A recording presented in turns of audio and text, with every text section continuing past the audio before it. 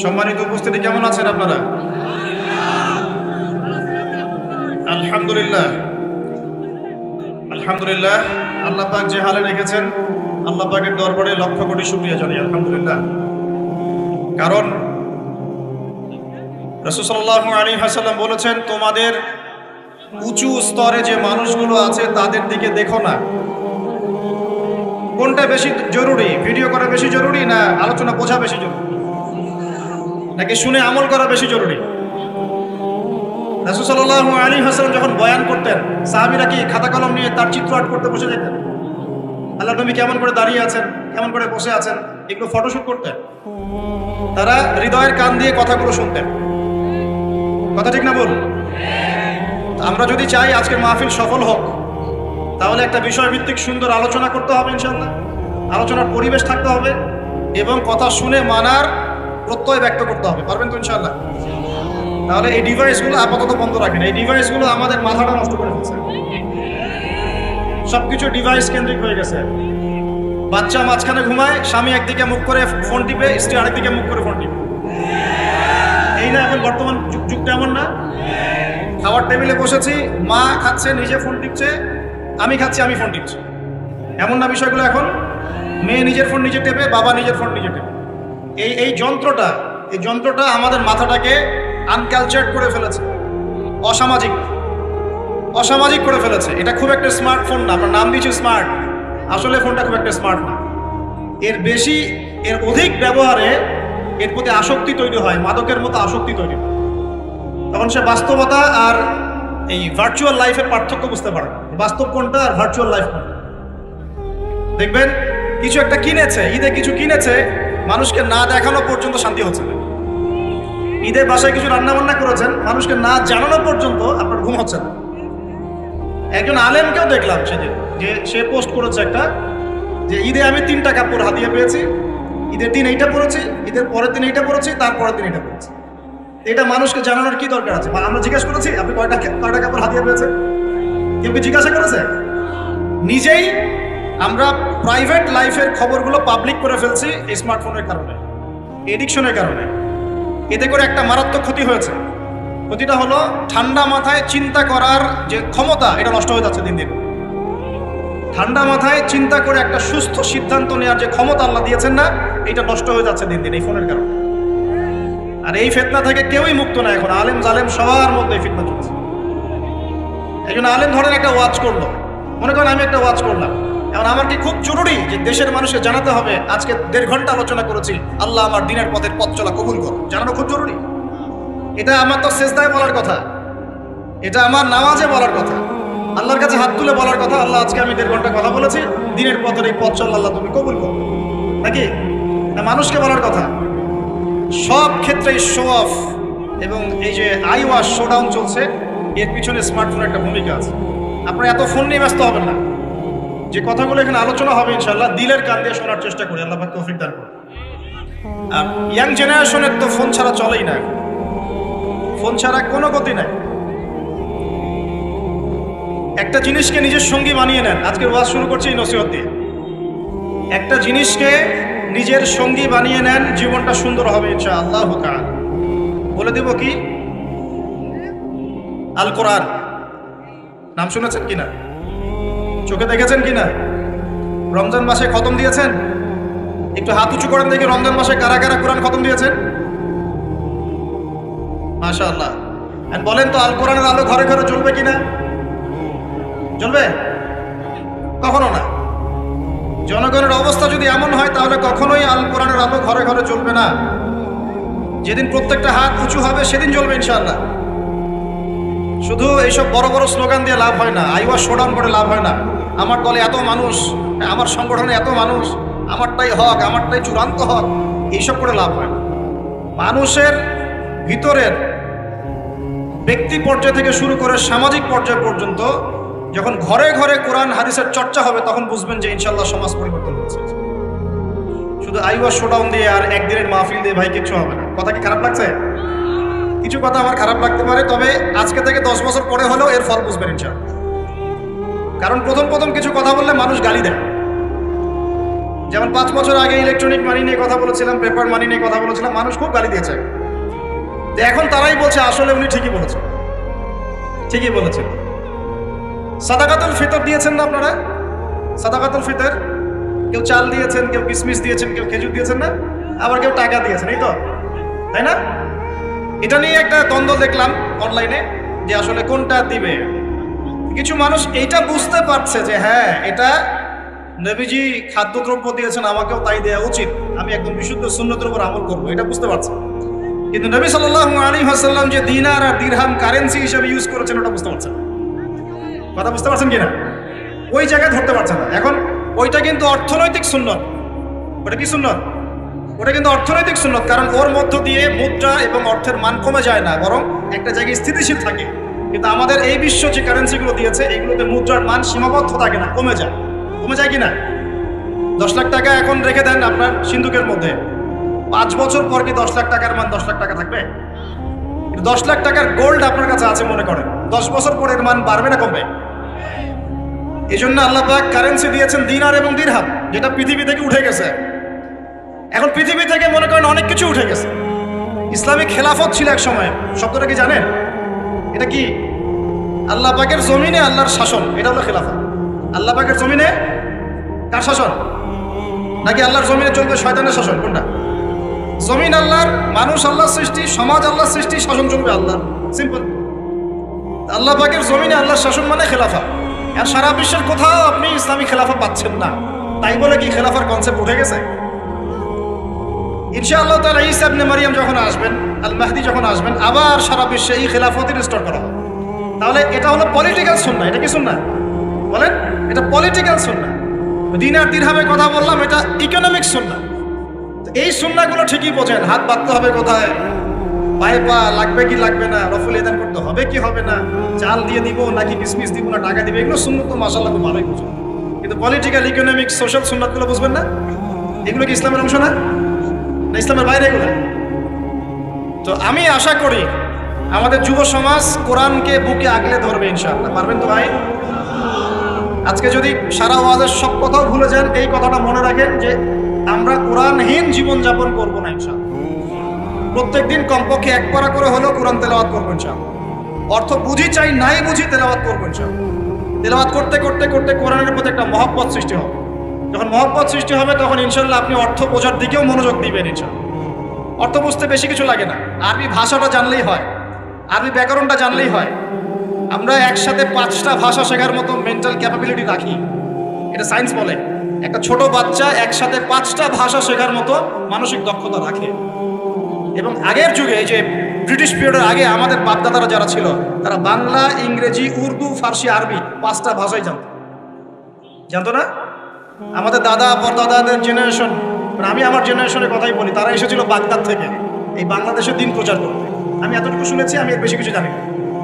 আমি আমার বাবা দাদাদের কাছে শুনেছি তারা এসেছে বাগদাদ থেকে এই ভারতীয় উপমহাদেশে দিন প্রচার করতে। তারা 5টা ল্যাঙ্গুয়েজ জানত, বাংলা, ইংরেজি, উর্দু, ফার্সি এবং একটা কি আরবি। তো আমরা যদি এতগুলো ভাষা জানার মতো দক্ষতা রাখতে পারি, কোরআনের ভাষা আরবি শিখতে পারবো না ভাই? কারা কারা বিসিএস কোচিং করছেন হাত তোলেন দেখি। আপনি করছেন বিসিএস কোচিং? বোঝে নাই মনে হয়, এমনি হাত তুলছে। আচ্ছা, বিসিএস কোচিং কারা কারা করছেন হাত তোলেন দেখি। কেউ করছেন না? এটা 1 ভাই আছে, 2 ভাই আছে। মাস্টার্সে কারা কারা করছেন হাত তোলেন দেখি। মাশাআল্লাহ। আইএলটিএস করেছেন কারা কারা? আইএলটিএস করেছেন কারা কারা ইংরেজিতে? আচ্ছা, কম্পিউটারের উপর কোর্স করেছেন কারা? 3 মাস 4 মাস? মাশাআল্লাহ। যুব উন্নয়ন প্রশিক্ষণ নিয়েছেন কারা কারা? এই যে কোর্সগুলো আপনি করেছেন 6 মাস, 1 বছর, 2 বছর, এগুলোর জন্য আপনি মেহনত করেন নাই? কথা বলেন। সকালবেলা ভোরবেলা উঠেছেন ঘুম থেকে, খেয়ে না খেয়ে পড়তে বসেছেন, আবার ইউনিভার্সিটি গিয়েছেন, আবার ক্লাস করেছেন, আবার দুপুরে খেয়ে না খেয়ে পড়তে বসেছেন, রাত্রেবেলা দেরি করে ঘুমিয়েছেন, এগুলো পড়েন নাই? এখন আল্লাহ পাকের নাজিল করা কিতাব আল কোরআন, এইটা শেখার জন্য 1টা বছর আরবি শিখতে পারবেন না ভাই? কথা বলেন। আরে নিয়াত তো করেন। আল্লাহ পাকের রহমত এত বেশি, আল্লাহ পাকের রহমত এত বেশি, বান্দা যখন কোনো ভালো কাজে নিয়াত করে সাথে সাথে নেকি লিখে দেওয়া হয়। জোরে বলেন সুবহানাল্লাহ। যুবকদের ঘরে সাউন্ড নাই কেন? এখন তো কনসার্ট হলে চিল্লাচিল্লি করতে দেখি। হ্যাঁ, কনসার্ট মানেই তো মাদকতা। দেখো না, এখন নিজে মাদক খেয়ে স্টেজে উঠবে আর বলবে মাদক বিরোধী কনসার্ট।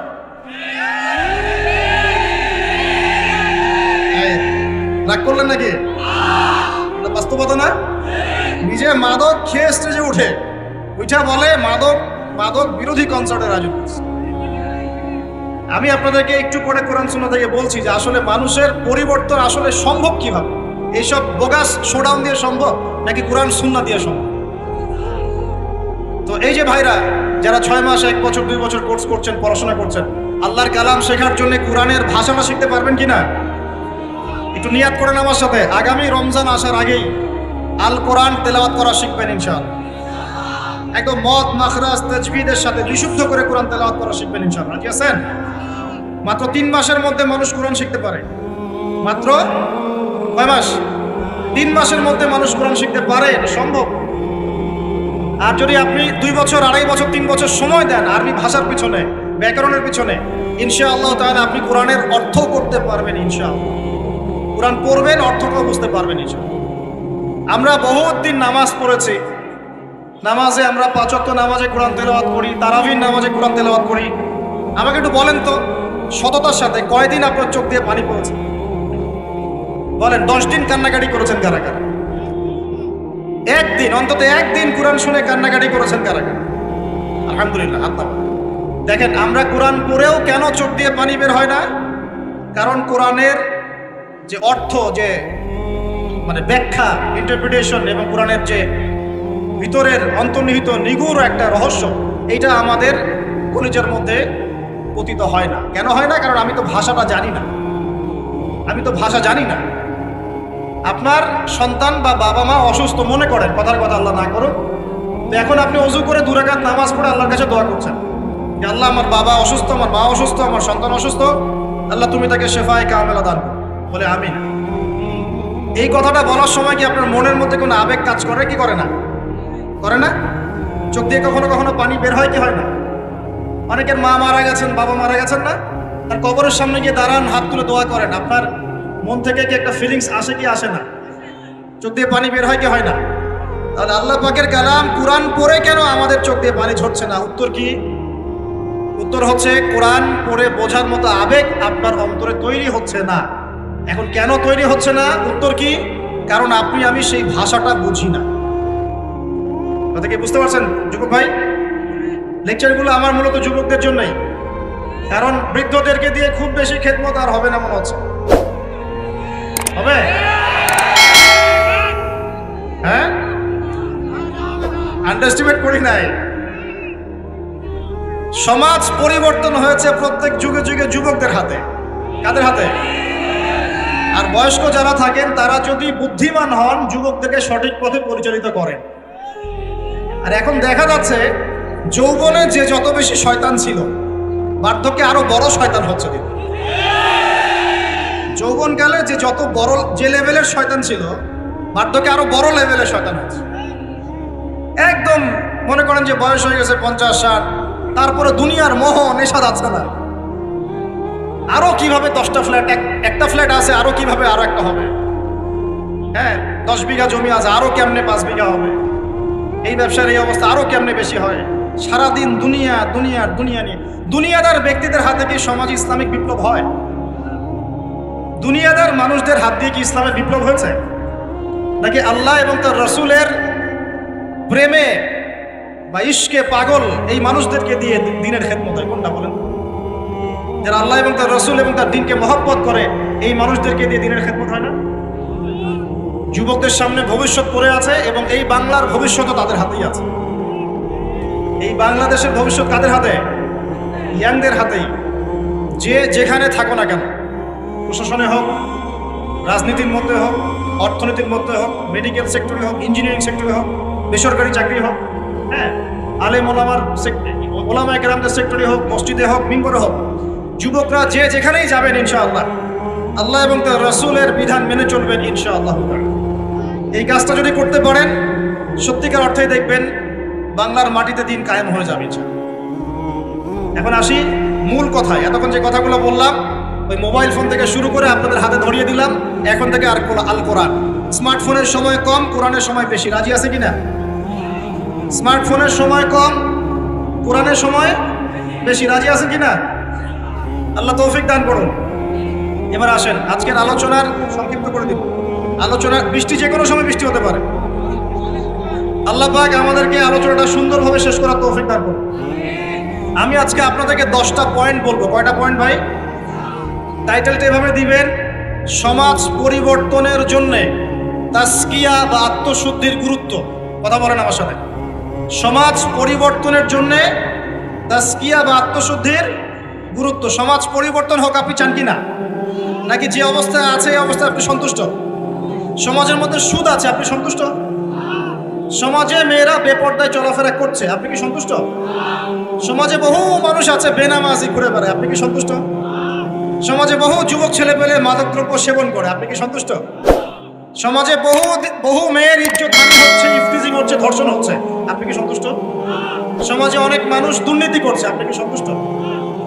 সবচেয়ে বড় কথা, সমাজে আল্লাহ এবং তার রাসূলের যে ঐশী বিধান এটা প্রতিষ্ঠিত নাই, এতে কি আপনি সন্তুষ্ট? এখন আপনি কি চান যে এই সমাজটা আলোকিত হোক, কোরআন এবং সুন্নাহর আলো সমাজে ছড়িয়ে পড়ুক? এটা কি আপনি চান? এটা আমাদের প্রথম প্রশ্ন, আমরা চাই কিনা? আমরা কি চাই? আচ্ছা, তাহলে আল্লাহ রাব্বুল আলামিন কোরআন এবং সুন্নাহর মধ্যে কিছু দিক নির্দেশনা দিয়েছেন। আমি এই পুরো জিনিসটা থেকে 10টা মৌলিক পয়েন্ট আপনার সাথে শেয়ার করতে চাই। আমরা যদি সামাজিক পরিবর্তন চাই, সর্বপ্রথম প্রয়োজন হচ্ছে তাসকিয়া বা আত্মশুদ্ধি। এই তাসকিয়া মানে কি ভাই? আমার সাথে কথা বলবেন। আত্মশুদ্ধি। আত্মশুদ্ধি মানে নিজের পরিশুদ্ধি, নিজের পরিশুদ্ধি। দেখুন, রাসূলুল্লাহ সাল্লাল্লাহু আলাইহি ওয়াসাল্লাম যখন সমাজে দাওয়াতি কাজ শুরু করলেন, আল্লাহর নবী কি এমন মানুষ ছিলেন যে খালি কথা বলতেন, নিজে আমল করতেন না? এমন মানুষ ছিলেন না? নিজে যেটা বলতেন সেটা আগে করে দেখাতেন। কোনটা বলেন তো? নিজে যেটা বলতেন সেটা করে দেখাতেন। আমরা নামাজ পড়ি কয় ওয়াক্ত? 5 ওয়াক্ত। নবীজি নামাজ পড়তেন কয় ওয়াক্ত জানেন? 8 ওয়াক্ত। কয় ওয়াক্ত? এটা তো নতুন শুনলেন মনে হয়। 5 ওয়াক্ত নামাজ তো তিনি পড়তেনই, তার পাশাপাশি পড়তেন তাহাজ্জুদ। 5 আর আগে কত হলো? 6। এরপরে পড়তেন ইশরাকের নামাজ, কত হলো? 7। এরপরে পড়তেন চাষ্টের নামাজ, সালাতুদ দুহা, কত হলো? যে মানুষটার আগের কোনো গুনাহ নাই, পরেও কোনো গুনাহ নাই, যে মানুষটা পবিত্র, যার আমলনামায় কোনো গুনাহই নাই, যে মানুষটাকে আল্লাহ বাছাই করেছেন সমাজ পরিবর্তনের জন্য, মানুষকে দিন শেখানোর জন্য, পথ ভোলা মানুষগুলোকে জান্নাতের পথে আনার জন্য, সেই মানুষ নিজে অন্যকে বলছেন 5 ওয়াক্ত নামাজ পড়ো, নিজে পড়ছেন 8 ওয়াক্ত।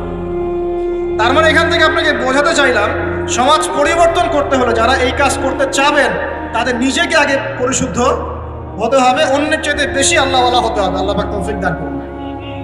তাসকিয়া মানে হলো আত্মশুদ্ধি। আত্মশুদ্ধি সম্পর্কে আল্লাহ পাক বলেন, বিসমিল্লাহির রহমানির রহিম, আল্লাহ বলেন, ক্বাদ আফলাহা মান যাক্কাহা। যে ব্যক্তি আত্মশুদ্ধি অর্জন করেছে সে সফল হয়ে গেছে। বলেন সুবহানাল্লাহ। যে ব্যক্তি আত্মশুদ্ধি অর্জন করতে পেরেছে সে সফল হয়ে গেছে। ওয়াকাদ খাবা মান দাসাহা। আর যে ব্যক্তি আত্মশুদ্ধি অর্জন করতে পারে নাই সে ব্যক্তি ধ্বংস হয়ে গেল। বলি নাউযুবিল্লাহ। আত্মশুদ্ধি মানে আত্মার পরিশুদ্ধি। এখানে একটু বোঝেন আমার সাথে। আমরা নামাজ পড়ি, ফিজিক্যাল ভূমিকা এখানে আছে কিনা? নামাজে ফিজিক্যাল ভূমিকা আছে কিনা? এই যে নামাজে বাহ্যিক শারীরিক কিছু কার্যকলাপ আছে কিনা?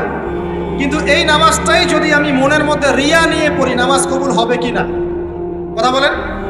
আচ্ছা, তার মানে নামাজ পড়ার সাথে সাথে অন্তরের পরিশুদ্ধিও দরকার আছে। আপনি এখন যাকাত দিচ্ছেন, নামাজ পড়ছেন, সওম রাখছেন, সব কি শারীরিক ইবাদত না? শারীরিক আর্থিক ইবাদত না? হজ করছেন, উমরা করছেন, সব শারীরিক ফিজিক্যাল ইবাদত। কিন্তু মনের মধ্যে আছে অহংকার, মনে আছে রিয়া, মনে আছে কুফরি, মনে আছে নেফাক। এখন ইবাদত কবুল হবে কিনা? তার মানে বাহ্যিক ইবাদতের সাথে অভ্যন্তরীণ পরিশুদ্ধি না থাকলে আমাদের ইবাদত কবুল হচ্ছে না। হচ্ছে না। একজন ব্যক্তি ইসলামের সব মানে ভেতরে মুনাফিকি, এই নফসের এই দোষের কারণে তার কি এই ঈমান কোনো কাজে দিবে কিনা? মনে করেন আব্দুল্লাহ বিন উবাইয়ের মতো একজন মানুষ যে মুখে মুখে স্বীকার করেছে যে হ্যাঁ আল্লাহ ছাড়া কোনো ইলাহ নাই, মুহাম্মদ সাল্লাল্লাহু আলাইহি ওয়াসাল্লাম আল্লাহর রাসূল, মুখে স্বীকার করেছে কিন্তু মনে মনে ইসলামকে স্বীকার করে নাই, ভিতরে ভিতরে ইসলামের সাথে শত্রুতা করে, গাদ্দারি করে। মনের এই দোষের কারণে তার বাহ্যিক এই যে স্বীকৃতি এটা কাজে আসবে কি আসবে না? আসবে। আসবে না।